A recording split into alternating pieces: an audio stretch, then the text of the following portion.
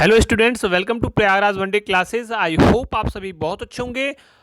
RRB NTPC के प्रथम पाली में किस प्रकार के क्वेश्चंस पूछे गए हैं, किन किन क्षेत्रों से क्वेश्चंस पूछे जा रहे हैं और पेपर किस प्रकार आ रहा है, लेवल क्या है पेपर का, कितना सेफ स्कोर रहेगा और कितना आपको नंबर ऑफ अटेम्प्ट करना चाहिए। तो इन तमाम प्रश्नों का मैं इस वीडियो में आपको उत्तर दूंगा। तो चलिए सबसे पहले देख लेते हैं कि क्वेश्चंस कहाँ कहाँ से पूछे गए हैं। स्टैटिक पोर्शन सबसे ज़्यादा स्टैटिक पार्ट पूछा जा रहा है, तो आप स्टैटिक पार्ट पर जिनकी परीक्षाएं आगामी कुछ दिनों में होने वाले हैं, स्टैटिक पार्ट पर आप विशेषकर फोकस कीजिए। भारत के सबसे युवा राष्ट्रपति कौन थे? कॉन्स्टिट्यूशन यानी पॉलिटी आप बोल सकते हैं। पॉलिटी से दो क्वेश्चन से पूछे गए हैं, पॉलिटी से, और बहुत ही सिंपल क्वेश्चन पूछा गया है, तो इसका हो जाएगा नीलम संजीव रेड्डी। ये सबसे भारत के युवा राष्ट्रपति थे। एक और पूछा गया है, खेलो इंडिया यूथ गेम्स कहाँ पे आयोजित हुआ है? लोकसभा में सदस्यों की संख्या कितनी हो सकती है? कंप्यूटर का ब्रेन क्या होता है? सीपीयू कंप्यूटर का ब्रेन होता है, और लोकसभा में सदस्यों की संख्या 552 होती है, यानी 552।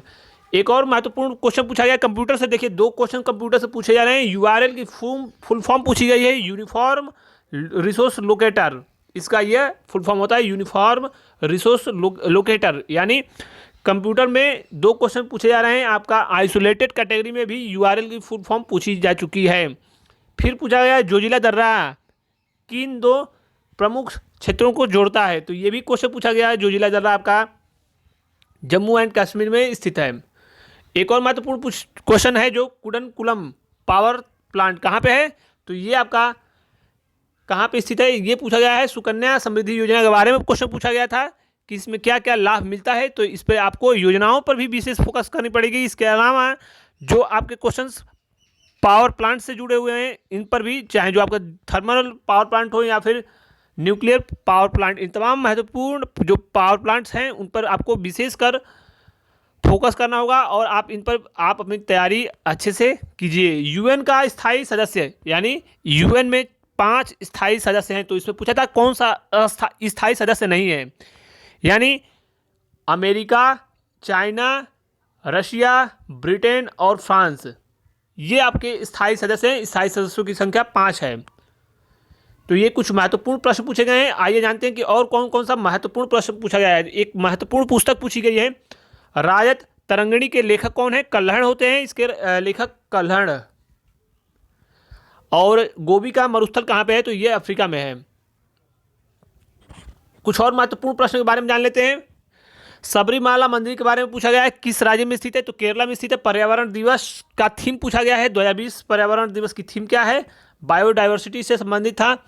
सिक्किम के बारे में पूछा है कि प्रश्न आपका यह था कि कौन सा राज्य नॉर्थ ईस्ट का नहीं हिस्सा है, यानी नॉर्थ ईस्ट में नहीं आते हैं।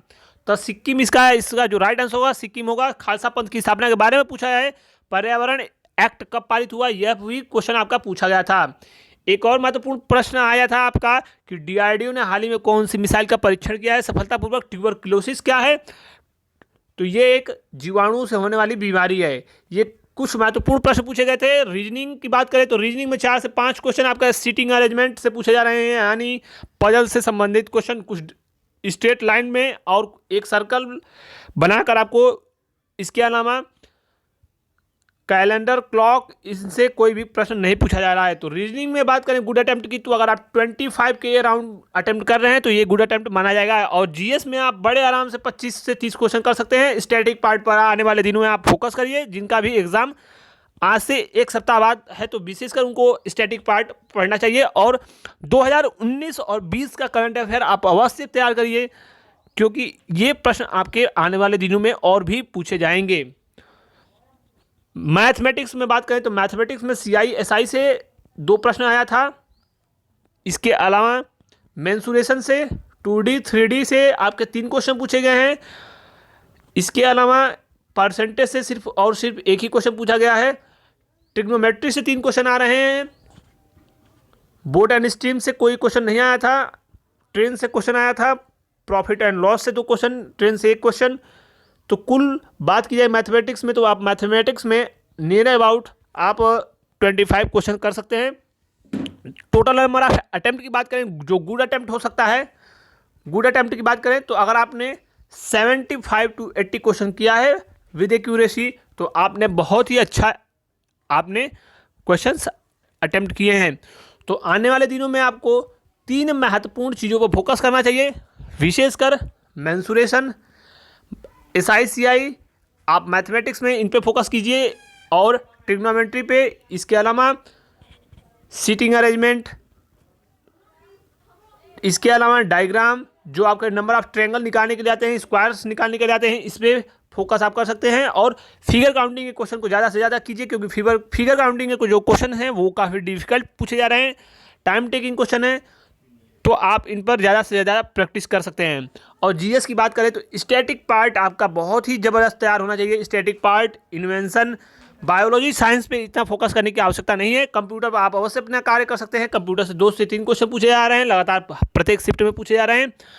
तो सबसे बढ़िया एनालिसिस, सबसे जो सटीक विश्लेषण होगा इस चैनल पर मिलेगा आपको। तो वीडियो को ज़्यादा से ज़्यादा लाइक कीजिए, शेयर कीजिए और आप बड़ी संख्या में कमेंट करके आप अपनी राय बता सकते हैं। तो फिलहाल इस महत्वपूर्ण वीडियो में बस इतना ही।